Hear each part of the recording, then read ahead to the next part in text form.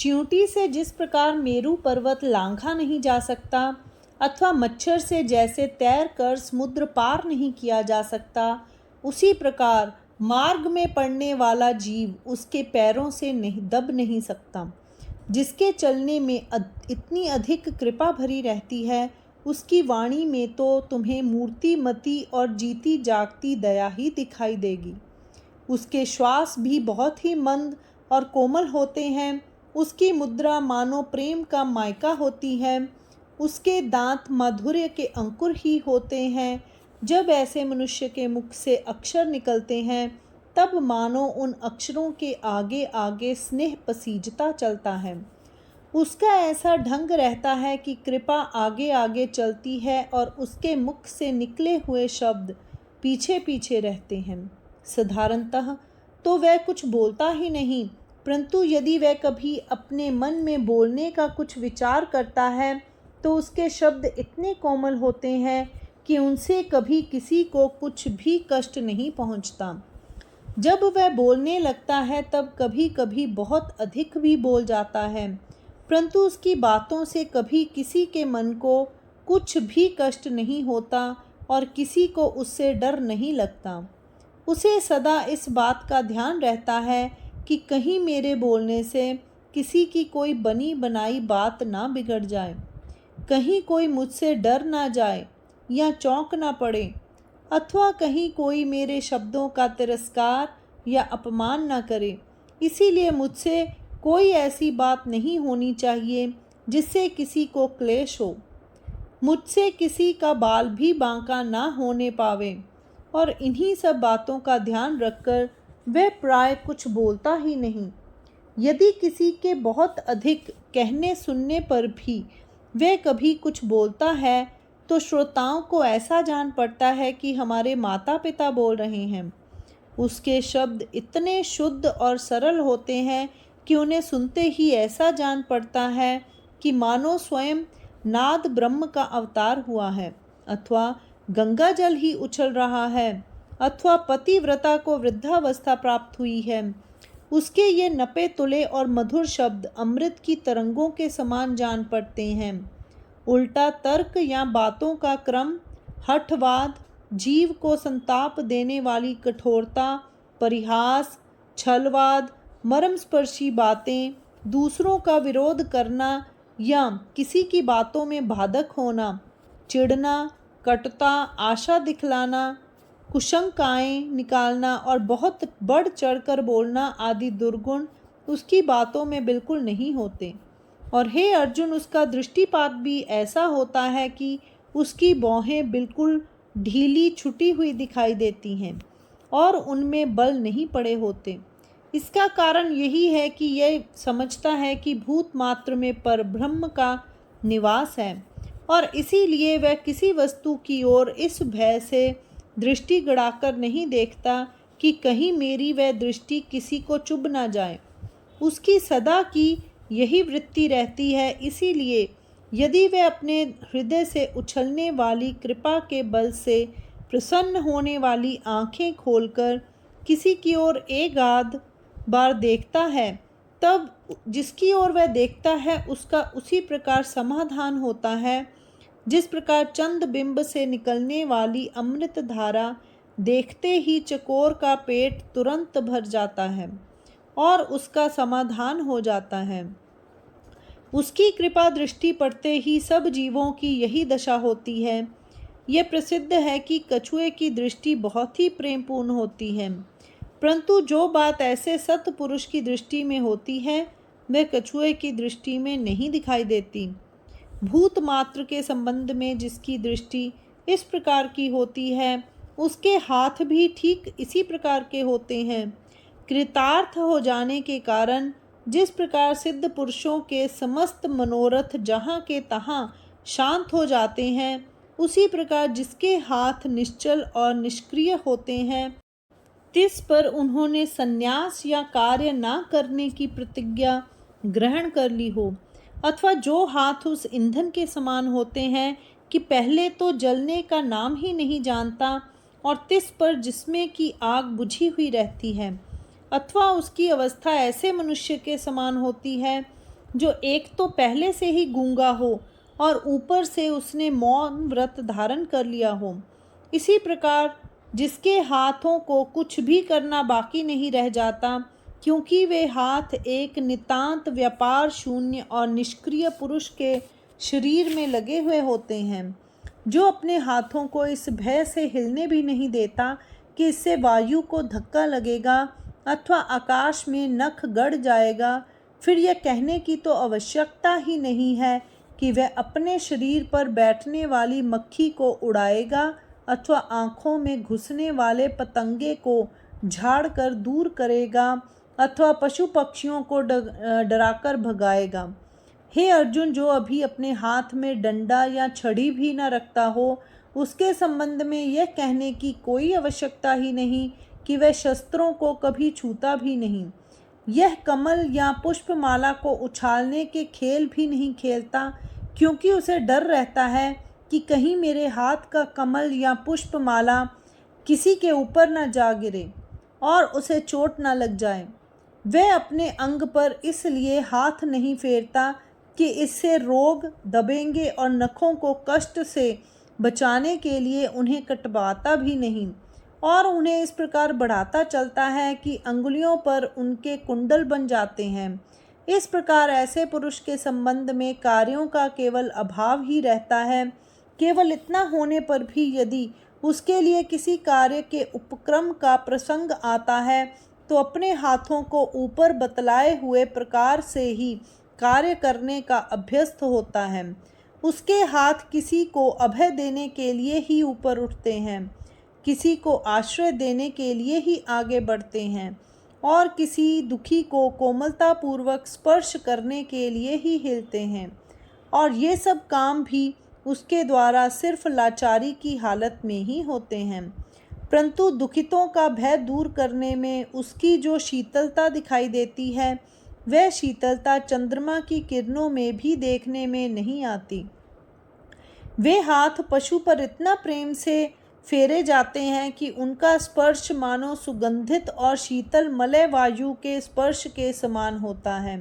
वे हाथ सदा निर्दोष और स्वतंत्र रहते हैं, और यद्यपि चंदन की शीतल शाखाओं की भांति उनमें कभी फल तो नहीं आते, परंतु फिर भी वे हाथ कभी निष्फल नहीं होते, क्योंकि उनकी शीतलता या प्रेम आर्द्रता बहुमूल्य, अक्षय और सर्वव्यापी होती है।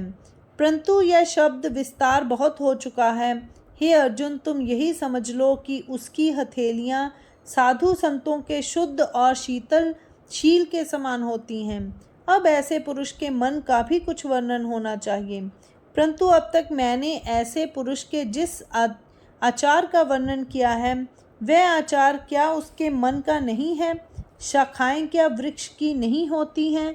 बिना पानी के समुद्र कैसे रह सकता है? क्या तेज और तेजस्वी पदार्थ दोनों कभी एक दूसरे से भिन्न होते हैं? अवयव और शरीर अथवा रस और पानी कभी अलग अलग रह सकते हैं? इसीलिए अब तक मैंने ऐसे पुरुष के बाह्य आचार के संबंध में जो बातें बतलाई हैं, उन्हें तुम इन अवयवों से युक्त उस मन की ही बातें समझो। जमीन में बीज बोया जाता है, वही वृक्ष के रूप में बाहर प्रकट होता है। इसी प्रकार तुम यह भी समझ लो कि अंदर का मन ही इन इंद्रियों के द्वारा बाहर प्रकट होता है, क्योंकि यदि मन में ही अहिंसा की कमी हो, तो फिर वह मन के बाहर निकलकर कैसे प्रकट हो सकती है? हे अर्जुन, तुम यह बात ध्यान में रखो कि अहिंसा की भावना सबसे पहले मन में ही उत्पन्न होती है, और तब वह वाणी, दृष्टि और हाथों में प्रकट होती है। और नहीं तो जो बात मन में ही ना हो, वह भला प्राणी में किसी प्रकार प्रकट हो सकती है? क्या बिना बीज के भी कभी जमीन में अंकुर निकलते हैं? इसीलिए जब मन का मनत्व नष्ट होता है, उसके पहले ही इंद्रियां बिल्कुल दुर्बल हो जाती हैं, क्योंकि सूत्रधार के बिना कठपुतलियां व्यर्थ हो जाती हैं। यदि किसी झरने का उद्गम ही सूख जाए, तो फिर उसके प्रवाह में पानी कहाँ से आ सकता है? जब जीव ही चला गया, तब फिर देह के व्यापार कहाँ से बाकी रह सकते हैं? इसी प्रकार हे अर्जुन, इंद्रियों के समस्त व्यापारों का मूल मन ही है। इंद्रियों के द्वारा मन ही सब व्यापार करता है। अंतस्थ मन जिस प्रकार जिस स्थिति में होता है, उस समय उसी स्थिति में वह क्रियाओं के रूप में इंद्रियों के द्वारा प्रकट होता है। जिस प्रकार पके हुए फल की सुगंध वेगपूर्ण बाहर निकलती है, उसी प्रकार मन की वास्तविक अहिंसा भी दबने पर आवेश पूर्वक बाहर निकलती है, और तब उसी अहिंसा की पूंजी लेकर इंद्रियां अहिंसा के लेन देन का व्यापार आरंभ करती हैं। जिस समय समुद्र में ज्वार आता है, उस समय उसका जल खाड़ियों को भर देता है।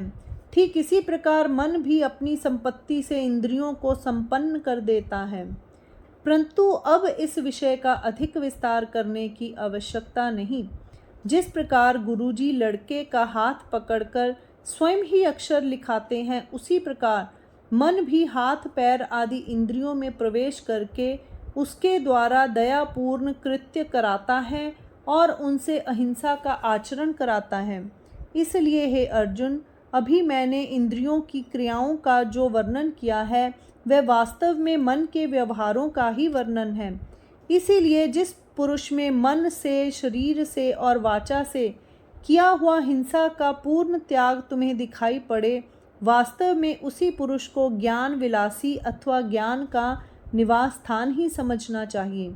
केवल यही नहीं, बल्कि यह समझना चाहिए कि वह मूर्तिमान ज्ञान ही है। जिस अहिंसा की महिमा हम कानों से सुनते हैं और ग्रंथों में जिसका वर्णन होता है, उस अहिंसा को यदि प्रत्यक्ष देखने की तुम्हारी इच्छा हो तो तुम्हें उस पुरुष को देखना चाहिए। बस इसी से तुम्हारा काम हो जाएगा। इस प्रकार श्री कृष्ण देव ने अर्जुन से ये सब बातें कहीं। वास्तव में इन सब बातों का मुझे बहुत ही थोड़े शब्दों में वर्णन करना चाहिए था, परंतु विवेचन के आवेश में बहुत अधिक विस्तार हो गया। इसके लिए आप लोग मुझे क्षमा करें। हे श्रोतागण, कदाचित आप लोग कहेंगे, हरा चारा देखकर जिस प्रकार पशु अपना पिछला मार्ग भूल जाता है, अथवा वायु के झोंके के साथ उड़ने वाले पक्षी जिस प्रकार बराबर आकाश में आगे की ओर बढ़ते चलते हैं, उसी प्रकार जब एक बार इसके प्रेम का स्फुरन होता है और वह रसाल भावनाओं के प्रवाह में पड़ जाता है, तब इसका चित्त इसके विवश में नहीं रहता। परंतु हे श्रोतागण, वास्तव में मेरे संबंध में यह बात ठीक नहीं है। इस विस्तार का कुछ और ही कारण है। यदि वास्तव में देखा जाए तो अहिंसा शब्द 3 ही अक्षरों का है, अतः ऊपर से देखने में ऐसा जान पड़ेगा कि इसका अर्थ बहुत ही थोड़े में समझाया जा सकता है, परंतु अहिंसा का पूर्ण, स्पष्ट और निशंक अर्थ बतलाने के लिए अनेक भिन्न भिन्न मतों का खंडन करने की आवश्यकता होती है, और नहीं तो भिन्न भिन्न मत सामने दिखाई देते हैं। अब यदि मैं अपने अभिमान के कारण उन सब मतों को एक ओर रख दूं और केवल अपना ही विवेचन कर चलूं, तो वह विवेचन आप लोगों को ठीक नहीं जान पड़ेगा। यदि कोई जौहरिया के निवास स्थान में जाए तो उसे उचित है कि वह वहाँ रत्नों को परखने की गंड की शिला अर्थात शालीग्राम निकालकर सब लोगों के सामने रखे। वहाँ स्फटिक मणि की प्रशंसा करने से क्या लाभ हो सकता है? इसके विपरीत जहाँ आटे की भी बिक्री ना होती हो, वहाँ कपूर की सुगंधी वाली चीज़ का क्या आदर हो सकता है? इसीलिए यदि आप सरीखे जानकार संतों की सभा में वक्तृता पर कुछ अधिक रंग चढ़ गया हो, तो महाराज उसमें दोष के लिए कुछ विशेष स्थान नहीं रह जाता। यदि सामान्य श्रोताओं और विशेष अधिकारी श्रोताओं का संस्कृति भेद ध्यान में ना रखा जाए, और यदि मैं सरसरी तौर पर उन सबको एक ही माला में पिरोकर निरूपण कर चलूं, तो फिर आप लोग उस विवेचन को अपने कानों का स्पर्श भी न होने देंगे।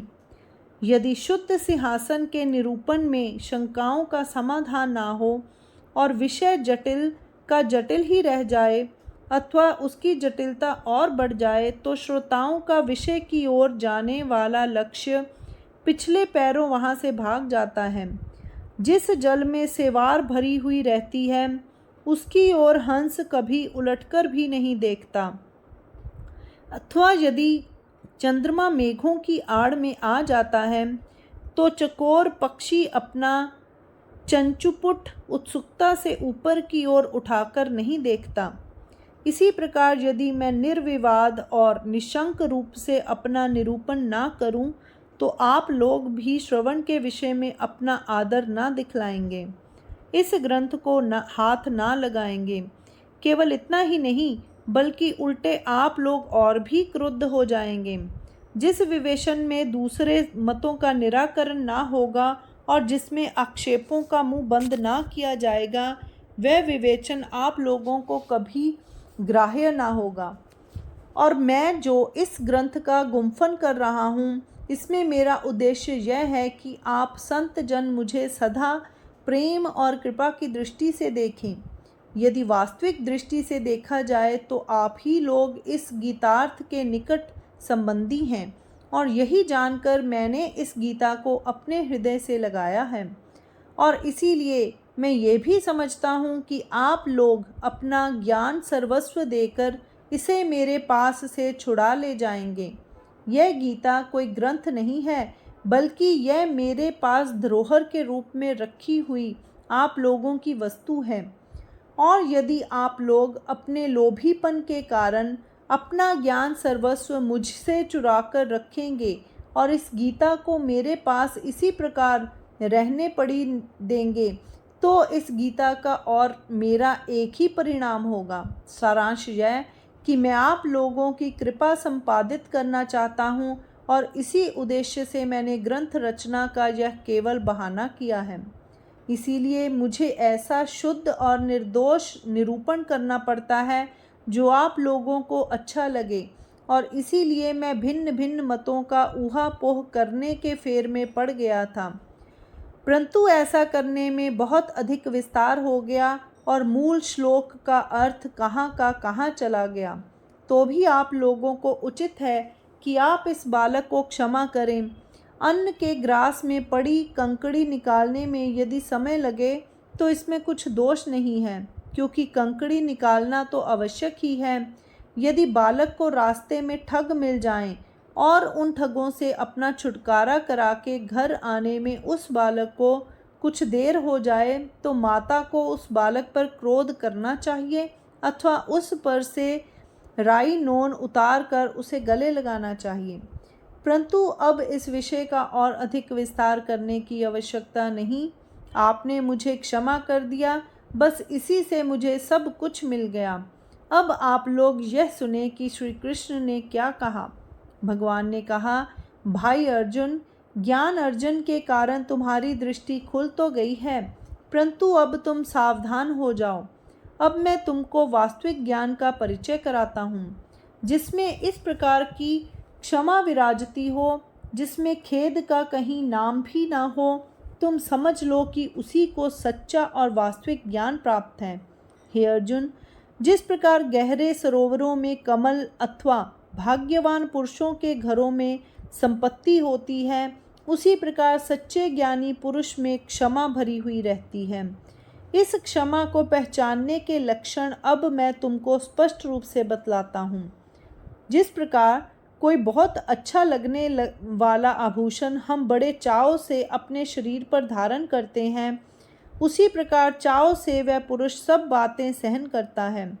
यदि तीनों प्रकार के तापों का पर्वत भी उस पर आ गिरे तो भी वह तनिक विचलित नहीं होता। इष्ट वस्तु की ही भांति अनिष्ट वस्तु भी वह बहुत ही आदरपूर्वक स्वीकृत करता है। वह मान और अपमान सब सहन करता है, सुख और दुख सबको समान समझता है और निंदा और स्तुति से चल विचल नहीं होता। वह ना तो गर्मी से तप्त होता है और ना सर्दी से कांपता है, और चाहे कैसा ही विकट प्रसंग क्यों न आवे, परंतु ना तो वह भागता ही है और ना डरता ही है। जिस प्रकार मेरू पर्वत को अपने शिखर का भार कुछ भी मालूम नहीं होता, अथवा जिस प्रकार नारायण के तीसरे अवतार यज्ञ वराह पृथ्वी के भार को कुछ भी नहीं समझते, अथवा असंख्य भूतों के भार से जिस प्रकार पृथ्वी नहीं दबती, उसी प्रकार सुख दुख आदि द्वंद्वों के शरीर पर आ पड़ने से वह बिल्कुल नहीं घबराता। जिस प्रकार बहुत सी नदियों और नदों के समुदाय के साथ आने वाले अपरंपार जल समूह के लिए समुद्र अपना पेट बड़ा कर लेता है और उन सबको अपने उस पेट में स्थान देता है, उसी प्रकार उसके संबंध में कभी कोई ऐसी बात नहीं होती जो वह सहन ना करे। और इतना होने पर भी वह इस बात का कभी मान नहीं होता कि मैं अमुक अमुक बातें सहन करता हूँ। जो कुछ प्राप्त होता है वह सब आत्म स्वरूप मानकर सहन करता है और उसके लिए उस सहनशीलता का अभिमान करने का कोई कारण नहीं होता। हे सखे अर्जुन, इस प्रकार की भेदभाव रहित क्षमा जिस पुरुष में विराजती हो, समझ लो कि उस पुरुष के कारण स्वयं ज्ञान का ही महत्व बढ़ता है। हे पार्थ, ऐसा पुरुष ज्ञान का आधार ही होता है। अच्छा, अब मैं आर्जव का निरूपण करता हूँ। प्राणी मात्र के संबंध में जिस प्रकार प्राण तत्व एक ही प्रकार का सौजन्य दिखलाता है, उसी प्रकार आर्जव भी सबके साथ भेदभाव रहित व्यवहार कराता है। जिस प्रकार सूर्य कभी किसी का मुंह देखकर उस पर अपने प्रकाश का विस्तार नहीं करता, अथवा आकाश तत्व जिस प्रकार समस्त आकाश को समभाव से व्याप्त रखता है, उसी प्रकार जिसमें आर्जव होता है उसका मन अलग अलग मनुष्यों के साथ अलग अलग प्रकार का व्यवहार नहीं करता, बल्कि सबके साथ बिल्कुल एक सा व्यवहार करता है। बात यह है कि ऐसा पुरुष जगत की स्थिति बहुत अच्छी तरह जान चुका होता है और उसे इस बात का पूरा पूरा ज्ञान हो चुका रहता है कि जगत के साथ मेरा आत्मैक्य का बहुत ही पुराना और बहुत ही निकट संबंध है और इसीलिए अपने और पराये का उसे कभी भान भी नहीं रह हो सकता। वह पानी की तरह हर एक आदमी के साथ मिल जाता है। वह अपने मन में किसी के विषय में भी बुरा नहीं सोचता। उसके विचार सदा वायु के प्रवाह के समान बिल्कुल सरल रूप से चलते हैं और उसे किसी प्रकार की शंका या और कोई भाव स्पर्श ही नहीं करता। जिस प्रकार माता के सामने जाने में बालक को किसी तरह की शंका नहीं होती, उसी प्रकार लोगों के सामने अपनी मनोवृत्ति प्रकट करने में भी उसे किसी तरह की शंका नहीं जान पड़ती। हे अर्जुन, जब कमल एक बार खिल जाता है तब फिर उसका कोई भाग बंद नहीं रह जाता। ठीक इसी प्रकार उसका मन भी बिल्कुल खुला रहता है और उसमें कहीं कोई बंद या छिपा हुआ अंश नहीं रह जाता। जिस प्रकार कोई रत्न एक तो पहले से ही स्वच्छ हो और ऊपर से उस पर तेजस्वी किरण पड़े, उसी प्रकार उसका मन एक तो पहले से ही बिल्कुल निर्मल होता है और फिर उस मन के साथ होने वाली क्रियाएं भी उतनी ही निर्मल होती हैं। उसे कभी किसी बात के संबंध में इस प्रकार का आगा पीछा नहीं होता कि मैं बात कहूँ या ना कहूँ, और वह अपना वास्तविक अनुभव बिल्कुल ठीक ठाक प्रकट कर देता है। अपने मन की आधी बात छिपाना और आधी प्रकट करना वह बिल्कुल जानता ही नहीं। उसकी दृष्टि में कपट नाम को भी नहीं रहता और उसकी बात में ना तो कोई दुराव ही होता है और ना अस्पष्टता ही होती है। वह किसी के साथ तुच्छता का व्यवहार नहीं करता। उसकी 10 इंद्रियां बिल्कुल निष्कपट, सरल और शुद्ध होती हैं और दिन रात उसके प्राणों के 5 द्वार बिल्कुल खुले रहते हैं। उसका अंतरंग अमृत की धारा के समान सरल होता है। तात्पर्य यह है कि जिस पुरुष में ये सब लक्षण खूब अच्छी तरह दिखाई देते हों, हे वीर श्रेष्ठ अर्जुन, उसके संबंध में तुम यह बात अच्छी तरह समझ लो कि वह आर्जव गुण का पुतला है और उसमें ज्ञान अपना घर बनाकर रहता है। हे चतुर्श्रेष्ठ अर्जुन, अब मैं तुमको यह बतलाता हूँ कि गुरु की भक्ति किस प्रकार की जानी चाहिए। ध्यान देकर सुनो। यह गुरु सेवा मानो भाग्य की जननी है, क्योंकि जिस जीव की स्थिति परम शोचनीय हो उसे भी यह ब्रह्म स्वरूप की प्राप्ति करा देती है। इसी गुरु भक्ति के संबंध की सब बातें मैं तुमको स्पष्ट रूप से बतलाना चाहता हूँ, इसीलिए तुम अपना अवधान बिल्कुल एकाग्र करो। जिस प्रकार समस्त जल की संपत्ति अपने साथ लेकर नदी समुद्र की ओर जाती है, अथवा समस्त महासिद्धांतों के साथ वेद विद्या ब्रह्म पद में स्थिर होती है, अथवा जिस प्रकार सती स्त्री अपने पांचों प्राण एकत्र करके अपने समस्त गुणों और अवगुणों के सहित अपने प्रिय पति को अर्पण करती है, उसी प्रकार जो अपना सर्वस्व गुरुकुल में अर्पित कर देता है, जो स्वयं गुरु भक्ति का मायका बन जाता है, जो गुरु गृह के स्थान का उसी प्रकार चिंतन करता है जिस प्रकार विरहिणी स्त्री अपने पति का चिंतन करती रहती है। गुरु गृह के स्थान की ओर हवा को आते हुए देखकर जो उसका सम्मान करने के लिए दौड़कर उसके आगे जा खड़ा होता है और उसके समीप ज़मीन पर लौटकर उससे प्रार्थना करता है कि मेरे घर में आओ, सच्चे प्रेम के कारण जिसे गुरु गृह की दिशा के साथ ही बातें करना अच्छा लगता है और जो अपने जीव को गुरु गृह का हकदार बना रखता है, जिसका शरीर गुरु की आज्ञा के साथ बंधा होने के कारण गुरु से दूर और अपने घर रहने पर भी उसी प्रकार बंधन में पड़ा रहता है, जिस प्रकार बछड़ा रस्सी से बंधा हुआ गौशाला में पड़ा रहता है, परंतु फिर भी उसी बछड़े की तरह जो निरंतर अपने मन में यही कहता रहता है कि यह रस्सी का बंधन किस प्रकार टूटेगा और किस प्रकार कब मुझे गुरुदेव के दर्शन मिलेंगे, जिसे अपने गुरु के विरह का प्रत्येक क्षण युग से भी बढ़कर जान पड़ता है। और ऐसी अवस्था में यदि उसके गुरु के निवास स्थान से कोई आता है अथवा उसका गुरु किसी को उसके पास भेजता है, तो उसे वैसा ही आनंद प्राप्त होता है जैसा किसी मरणोन्मुख व्यक्ति को आयुष्य प्राप्त होने पर होता है, अथवा सूखे हुए अंकुर को जिस प्रकार अमृत की वर्षा होने के कारण प्राप्त होता है, अथवा किसी छोटे से गड्ढे में रहने वाली मछली को समुद्र में पहुंच जाने पर होता है, अथवा किसी परम दरिद्र को कहीं कोई गड़ा हुआ खजाना दिखाई पड़ने पर होता है, अथवा अंधे को दृष्टि प्राप्त होने पर होता है, अथवा किसी दरिद्र को इंद्र पद प्राप्त होने पर होता है। इसी प्रकार वह गुरुकुल का नाम सुनते ही सुख के रस से ओत प्रोत होकर इतना फूल जाता है कि वह आकाश को भी सहज में आलिंगन कर लेता है।